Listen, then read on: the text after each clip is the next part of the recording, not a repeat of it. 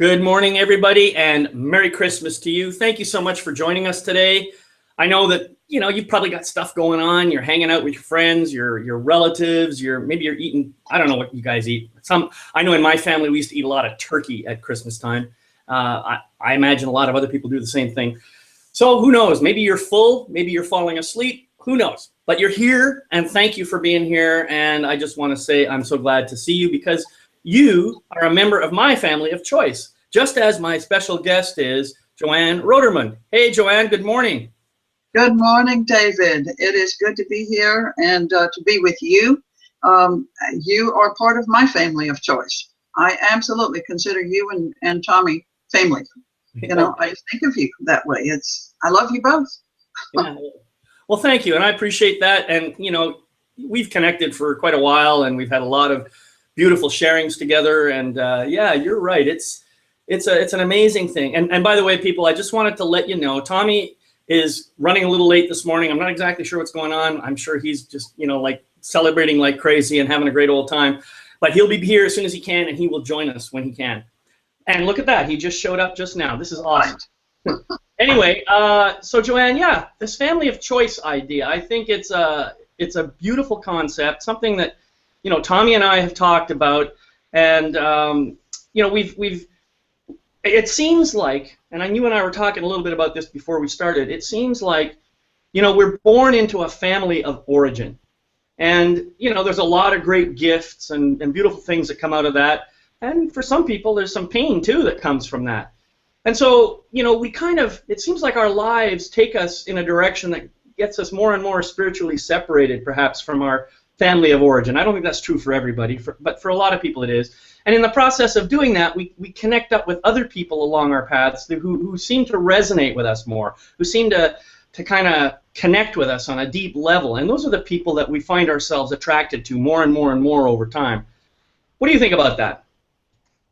Oh, yes, I have found that to be completely true, especially in my later adult life as I went searching for something more than what I was having in my life at the time, what was working for me. Actually, a lot of what wasn't working for me, and I went searching for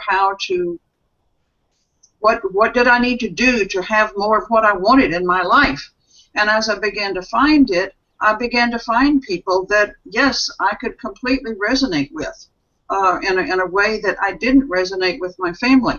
And I love my family of origin. I have two brothers, and I love them dearly, and they're wonderful. And, there are people I resonate with nowadays, especially after I wrote my book and started working with that. And there are just people I have found that I'm very much love and feel very one with, very connected to, because we think much the same and like to think the same, enjoy the same kind of thinking and talking and feeling. Yeah, thank you. And hey, Tommy, I see you're here now. Welcome, brother. Good to see you. Have you been following our conversation? I sure have. Got here right on time. Merry Christmas to both of you and to everyone else out there in the world, and happy everything else that we celebrate these days in our lives. Yeah, so last night we were FaceTiming with my family, my wife and I were, and it was lovely, right? It was great to see all the nieces and nephews and my mom and dad and my brothers and sister and all my in-laws, my sister-in-laws and brother-in-law, and there is a lot of love there and a lot of connection. And as we've talked about, it's a little bit before, it's that's the family we're born into. So here we are, we're on the planet Earth, we're with a family, and that family raises us and feeds us and clothes us and educates us and loves us, and all that is wonderful and happens. And I also know that some people in their lives have stuff that happens to them in their life. And so maybe there's some things they haven't forgiven yet, or some hardships that have happened in that life as well. So there's always there's always going to be that element of the human family that we have, that we're born into.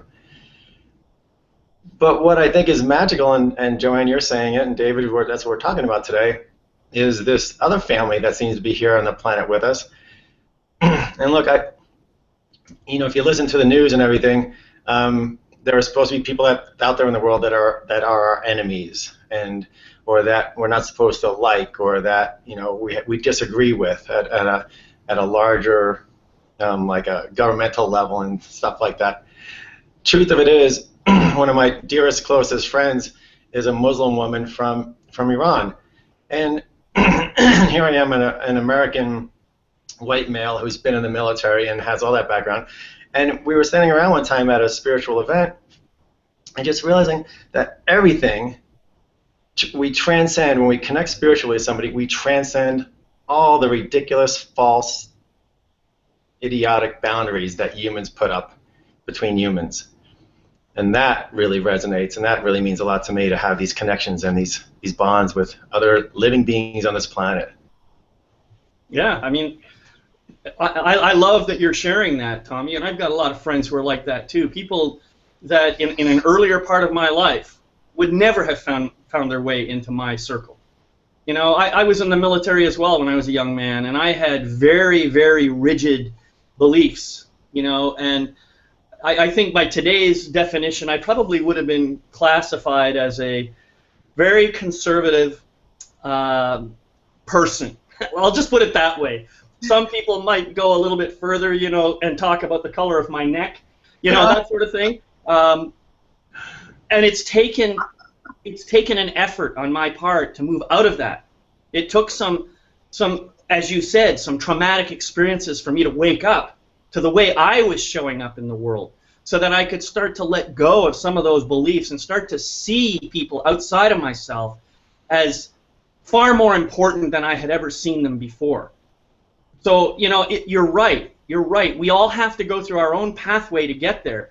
And maybe for me, the real gift in having had that experience of being a redneck or whatever it was I happened to be at the time, it was just a way for me to experience life so that now I can see it in a whole different way and really appreciate that a lot more. Now, I'm not recommending people adopt that strategy as a way of becoming more open and enlightened, but I'm saying that that is a path that I followed, perhaps completely unconsciously. And it got me to this place where I'm now connecting to so many people in so many different ways. I mean, it just warms my heart knowing all the people I'm connected to right now.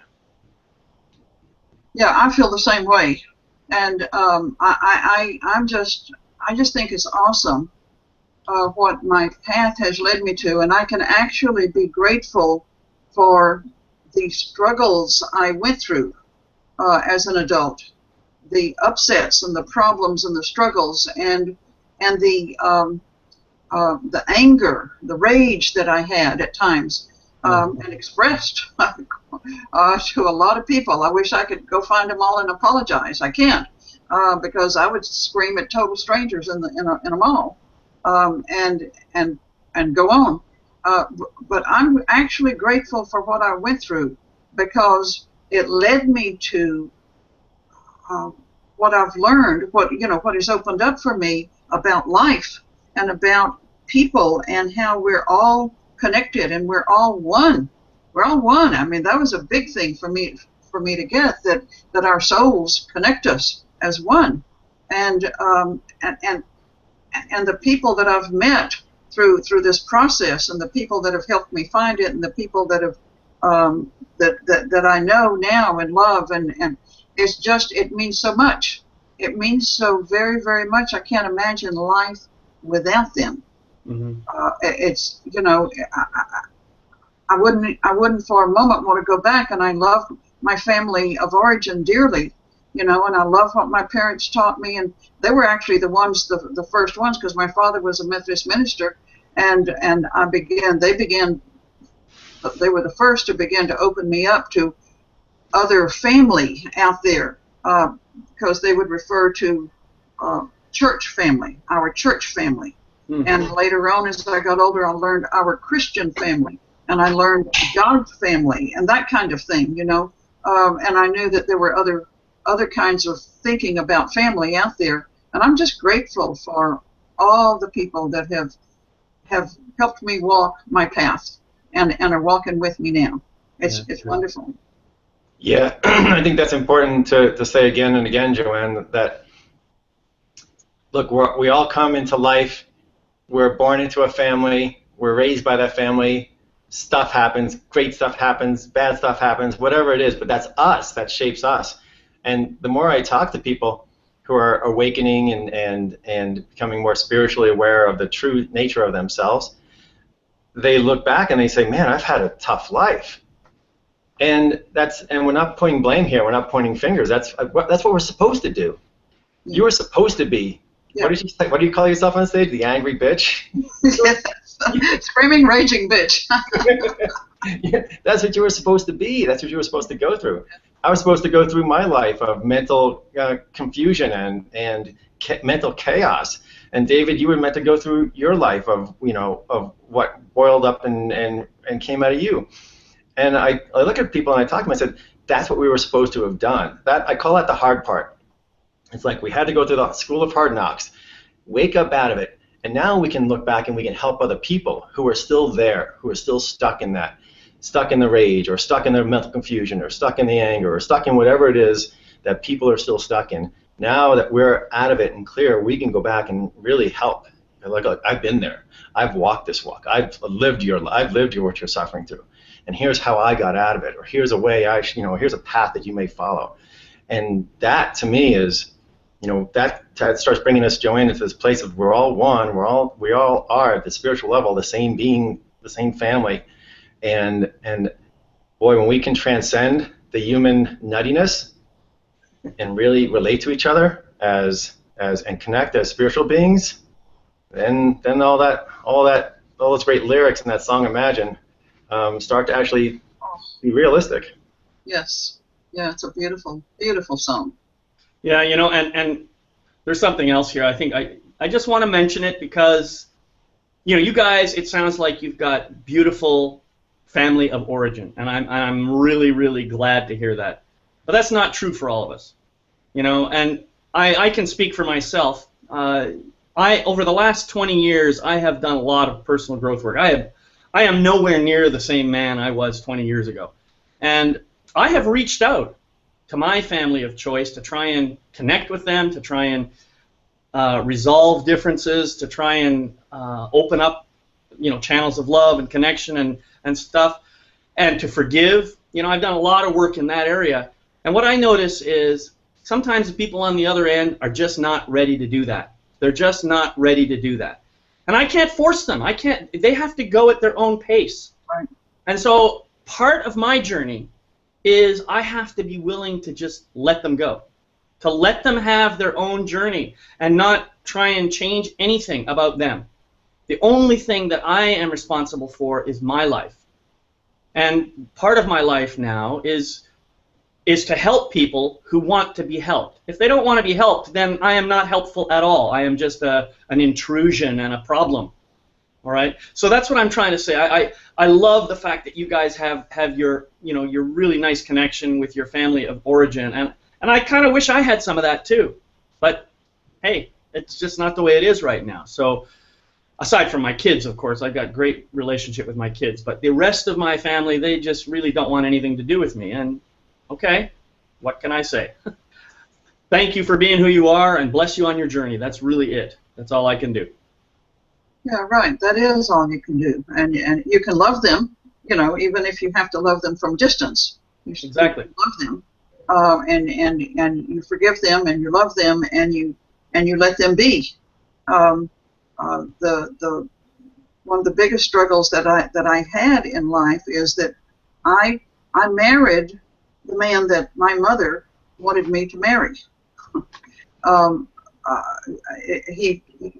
He pleased her, and I was a people pleaser. I grew up being a good Methodist minister's daughter and a good daughter, and so I pleased my mother, and I started out my marriage doing everything my mother had taught me to be a good wife and to please my husband in every way, and eventually it got to where that didn't work. But I didn't know what to do, and eventually it just wasn't. We were fighting more than we were talking at all. I mean, it was pretty bad. I can say that because we didn't leave, because he wouldn't leave when I packed his bags and told him to get out and I never wanted to see him again. He refused to leave, and I had nowhere to go, and 2 kids. Um, we kept working at it, um, and also because our 2 daughters came to us, they were teenagers. Well, a year or 2 later, they came to us and said, if you will just promise us that you'll stay together while we're still at home, once we're out of home, once we're not living here anymore, you can get a divorce with our blessing. And we said, okay, we'll do that. And what it took for us to stay together is what has kept us together now for a total of 48 and a half years. And we're happy. We're very happy. And part of what that is, and the reason I'm telling this story is that what has made the difference for both of us is that we each got to the place that we could each say to the other, you're who you are, and I love you. And we let each other be just who we are and love each other for being who each is, and neither one of us is trying anymore to fix the other one and make the other one a certain way and get them to see certain things and think a certain way and talk a certain way and all of that, We just let the other be and love them. And my goodness, it's awesome. It's just awesome. It's just, I have this awesome marriage now that it's just, it's everything I could want in a marriage. And thanks, Joanne. Your mother was right. Yes. And then I just want to say I really appreciate you for sharing that, because that is a very touching and inspiring, in my mind, a very touching and inspiring story, and it says a lot about what can happen, I think, when 2 people just simply accept each other for who they are, and that's really what we're talking about here. If all of the members of our families could accept everyone else for who they are without trying to change them, the whole world would be a different place. Exactly, yes. But, as we've been saying here, it starts with me. I have to do the accepting. I have to do the best part I can to accept those people for who they are. And the only thing I can hope beyond that is that they will see me for who I am now and not for who I was 20, 25, 30 years ago, and start to see me who I am now. That's all I can ask for. And if they can't do that, well, then it's my responsibility to just simply love them and bless them on their journey. That's it. Yeah, you said that very lovingly before, David, too. The letting go and responsibility was the word that came up, and Sherry kind of applauded there, and she said, "So very true. We all have to help ourselves." And in that respect, right? Well, yeah, we're not making a villain of anybody else. We're not pointing fingers or blame at anybody else, but we're accepting ourselves, and in that we'll accept others. And not everyone's going to get it. Maybe it's not their lifetime to get it. Maybe it's not their. You hope and you pray for it, and you wish for their own sake, because it just brings suffering with it when you don't. When you're locked in of not accepting somebody else or judging somebody else or holding them accountable, you're only hurting yourself. And we see people suffering this way, and it's hard to watch our loved ones suffer. But all we can do is be a beacon or be ourselves and be accepting and loving, like you said, David, and bless them and wish everyone the best. And Joanne, sometimes it works out that way, right? That the person or the people in your life, when you let go of other people, like expectations of others, like you said, trying to change them, that's some of the worst things we do to people, is we try to change them. And as long as we can let go of expecting other people to behave a certain way, and also let go of feeling responsible for needing to help other people, or responsible for needing to change other people, that's a tough one too, because we're here to help people. That's right. Yeah. Responsibility, right? Yeah. Then nobody wants unsolicited advice. Nobody wants to be controlled. Nobody wants to be told what to do. Yet it's a tightrope, and we're kind of talking about that, right? Well, Tommy, you're absolutely right. And what I was noticing is all the things you were talking about are choices that we can make. Choices that we can make every step of the way. In other words, it's a family of choices.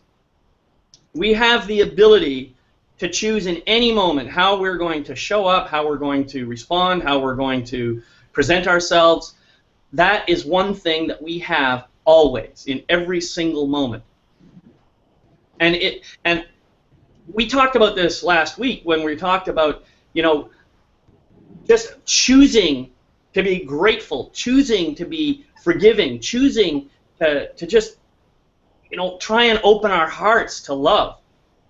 I think that's, if we can make that choice in every single moment, which I will own is a very difficult thing for me to do at times, the world just magically transforms right before our eyes as we do that. I agree with you. I completely agree, and that's why I stress, I say forgiveness as a way of life, because it keeps you doing that transforming all the time. It keeps you when you express gratitude, when you connect with through reverence with all that is, and feel your oneness with all. When you're doing that, it allows you to. It makes forgiveness natural and simple, and that's what lets us love everybody just the way they are, instead of trying to fix them and change them. Just let people be. And even if they say things to us that upset us, at this time of year, we're all with family members a lot, and sometimes somebody says something they don't realize. Much of the time, we've all done that, where we've said things. We thought we were being funny, and we didn't know we were hurting somebody. And, when things get said that upset us, we can just let it be, and just, let them. We don't have to get mad about it. We can just let it be and say, okay, that's his way of thinking, or that's her way of thinking, or whatever. And his or her way of expressing themselves.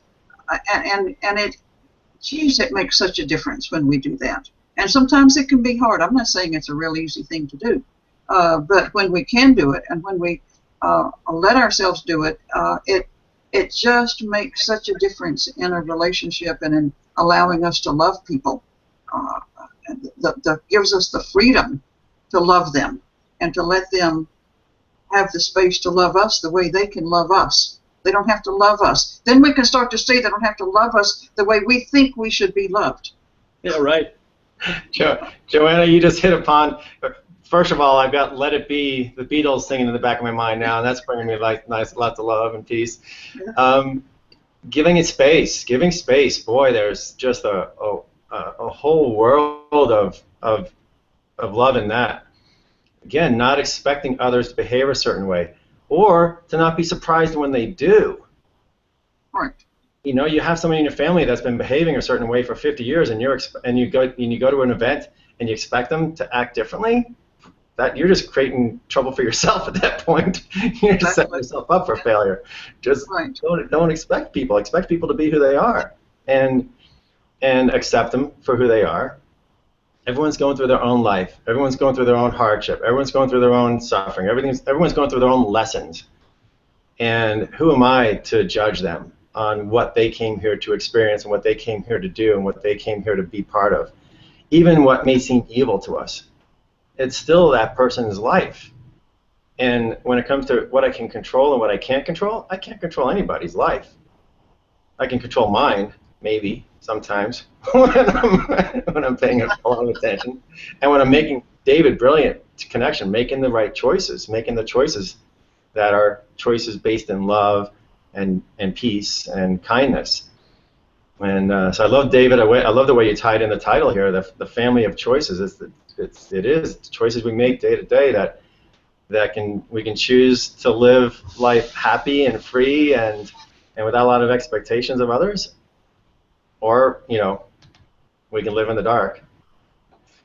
Yeah, you guys, I'm feeling really, really good here right now, and I just noticed that Donald posted a comment. He says, "I love these webinars. Thank you for changing my life." I'm telling you, that touches me. That touches me. Tommy, I don't know how you feel about that, but boy, This is what we've been doing for almost 2 years, and you know, it just touches me to hear that. So thank you, Donald, for saying that. I also wanted to point out that Cherry says that love never fails. Love never fails, and I believe that's an absolute truism. I know that when I make choices that come from my head, look out, that's when the shit hits the fan. But when the choices come from my heart, it's almost always just open and easy. I'm not saying it never makes a mistake, but I am saying that the mistakes are far, far fewer, and they're far, far less painful for other people. Yes, yes, and I want thank you for pointing out what Cherry said. I want to say hi, Cherry. Thank you for being on. She's a friend of mine, and thank you for being on today on Christmas Day. Thank you for joining in the conversation very much. This is great. I want to say too, you just you know, what you said reminds me of one of my favorite quotes, and you know, I quoted something last time. I'm a quote person. I love quotes, and Desmond Tutu said one of my favorite quotes from him is that he said, "We must learn to see with the eyes of God. That is, the eyes of our hearts, not the eyes of our heads." Yeah.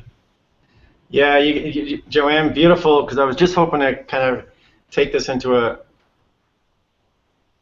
this family that we talked about earlier, about the spiritual family that we're in. And it's such a powerful thing when we meet people. Look, I don't know, you guys have, I'm sure, done, I know you've been in workshops or situations, you know, where you're meeting people from all over the world. Yes. Look, I've never met a person who I've connected with spiritually, who I haven't just loved, who hasn't just been perfect as they are. And I don't know what their human life was like. It doesn't matter. But at that spiritual connection, at that place when we see God in other people, when we recognize the divinity within everybody, there's just harmony, and there's peace, and there's truth, and there's a community, and there's bond, and there's compassion, and there's love, and it's just what it is, because that's what it is. And all this mumbo jumbo of the arguments and the fights and the disagreements and the pains and the sufferings we cause each other is all caused from the mind, from the human thought process. Right. But when you take your head off and put it aside, and you come from the heart, wow, everybody, and you know, I'm feeling like I'm having a loving now, but it's what it is. You just you connect, and you're best friends with everybody. Right, and that's so beautiful. And you know, the love-in is a great thing. It really is. Maybe we should be creating more of those. I mean, they were a hot item back in, what, the 70s? Love-ins, you know? What happened to those? They've just kind of all gone underground. And maybe we should be bringing them back up to the surface and start doing more of those things, because I think that's what we need, you know? Make love, not war. Yeah, right. And you know, one other thing, Tommy, you were mentioning about we're all gods. It just reminded me of, maybe you guys have read this story, I don't know, it's a Robert Heinlein book called Stranger in a Strange Land. And I can't remember the name of the main character, Valentine or something. He used to say, "Thou art God." That was his line in that book. And I remember when I first heard that, it really touched me. And I think that book was written somewhere in the 50s or 60s, and I kind of got a hold of it in the 70s or 80s. I mean, brilliant book. Yeah. And that to me is, you know, some people may get a little put off by using the word God or divinity, but that's our spirit, that's our soul, that's what's in us. That's the essence of every human being. And when it's not there, this body falls over and slumps over, and they burn it or bury it. But that's who we are, and we're learning that consciousness. We're learning that that's the true essence of who we are. And when we connect at that conscious level, then we find all the love and all the family and all the support we need. Yes, absolutely. We're close to the end time here. I was wondering, Joanne, do you have a little practice that you could offer to our viewers as a kind of something that they can take into their week as a way of building their family of choice? Any suggestions? Joanne, yes, I was thinking for a moment. Yes, what I offer is to express gratitude, to be grateful for every person in your life, and to find a way. If it's someone you think, oh no, there's no way, I wish that person were dead, not in my. If you're thinking that kind of thing, find a way to be grateful for something that person does. I do this in my workshops. When you need to forgive someone, I ask you to write down 10 ways to acknowledge that person, 10 ways to be grateful for and acknowledge the person you need to forgive. And if you can do that and start to see what an incredible person you have in your life, then you can do that with other people. And as you go along your path, do it with everyone you're around that upsets you in any way, so that you can truly express gratitude that person is in your life. And Joanne, lovely, thank you. And I'm going to add one just maybe expression of that gratitude. Like you make this list. Do you ever look at somebody with gratitude?